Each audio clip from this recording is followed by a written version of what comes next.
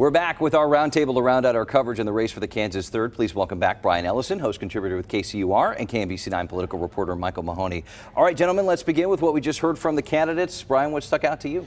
Well, I think it was interesting the way both candidates were a little dismissive of your question about how different the 3rd district is and what a difference that will make in the race, when in fact that clearly is not true.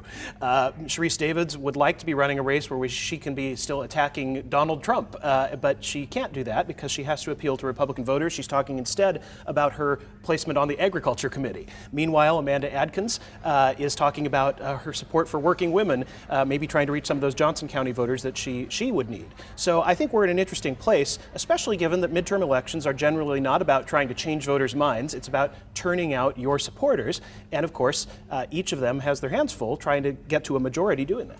Yeah, I think one of the things that stood out to me was the fact that when you asked Representative Davids where did she disagree with the president on that, she didn't really answer the question. Where there's one place where they do disagree is that Davids is not as big as fan as some others on the Biden plan on student debt relief. She thinks the money ought to go towards more education to reduce the cost of college and technical schools. Yeah, and did talk about trying to repeal the federal gas tax for a little bit, but yeah, pretty much which has gone nowhere right, around exactly, here. Right, exactly. And where she said ultimately the president actually agreed with her, so she didn't really distance herself from him. Right. You know, and typically the party in power in a midterm it gets the flack for the economic issues, right? We've seen record inflation, but we've also seen record low unemployment. That kind of gives either party some ammunition here. Well, the sense of voters out there, and just across the board, not only in the 3rd district in Kansas, but in Missouri, Kansas in general, is the economy. And the Democrats believe that they've got some ammunition here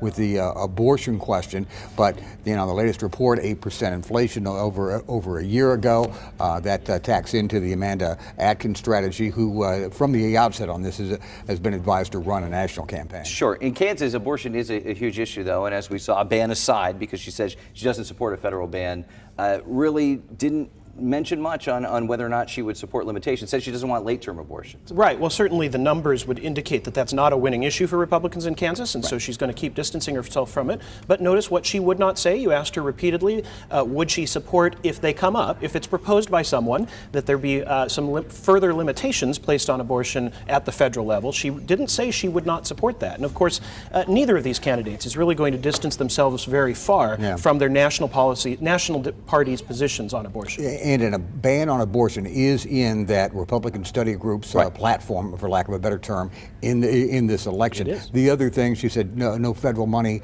for abortions. Well, that's in the Hyde Amendment already, and it's also applied to other federal programs. She also talked about late-term abortions, which are extremely rare in Kansas. I looked up the numbers.